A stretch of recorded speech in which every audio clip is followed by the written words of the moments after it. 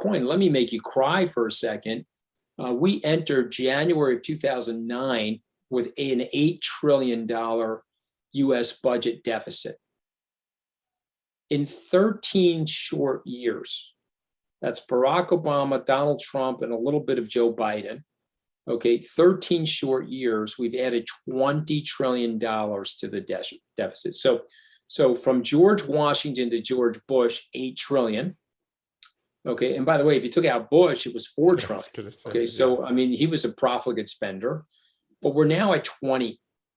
So you tell me, and what I know is that has a regressive effect on the middle and lower middle class. It hurts them in a way that I can't fully describe, because I grew up in the middle class area. My parents didn't go to college, and my dad was a laborer. He worked by the hour. And I can tell you that his friends and that generation of people, and I'm one of the few people in my family that actually went to college. I'm the only person in my family at my generational level that went to law school. And I can tell you, I've got clammers out here on Long Island, deli owners, auto glass installers. I've got a whole collection of people that are my age that live in the blue collar world. And it's almost impossible to keep up. It's almost impossible. So what's the end game? How does that end?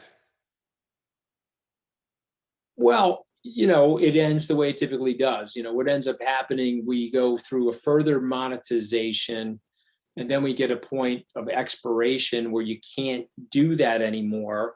And then you have to adopt a new standard. You have to do what El Salvador did. Okay, you have to say, okay, nobody trusts our fiat currency anymore. And so we're going to move to a dollarization of our fiat currency. Wait a minute, they're not trusting the dollar anymore. Okay, what can we move to that they'll trust? And I think what Nakamoto said is that something that's decentralized, that can't be affected by politicians or policymakers, is where we're going to go. So is it a pipe dream to say that when that inevitable explosion of the dollar or any other currency happens, that a Bitcoin standard is possible? Is that a pipe dream, or do we just see new dollar, digital dollar, whatever it's called? Well, remember, if it's a new dollar, it's always subject to the whim of the fiat policy and politician movement. So if they don't standardize it and they don't cap it, then you'll always have that capricious outcome. So yes, I mean, they could reset it that way, or they could move to something that's more standard. It may or may not be Bitcoin, but I think Bitcoin's got a slot. It's either Bitcoin, or Bitcoin's a store of value and it's some other cryptographic currency, or maybe it's a basket. Maybe the fiat currency central bankers get together and say, okay, listen, we're competing against Bitcoin, and this basket is going to be 25% dollar, 25% renminbi, 25% euro, and 25% the rest of the world's currencies. And we're going to fix the price at one, and we're going to digitize that, and it's going to be a global fiat currency. Right. Good luck with that, though, because look at how they fight in the European market. Remember, the euro is not a currency.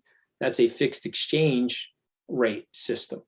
Those countries are not abiding to any level of federalism, if you will, where they're conjoined at the budgetary level. All they are is a fixed exchange system, basically, among those countries. So I can tell you axiomatically, there's been no fixed exchange mechanism that's ever survived. They all get broken because of the nature of these things and the way politicians move things around.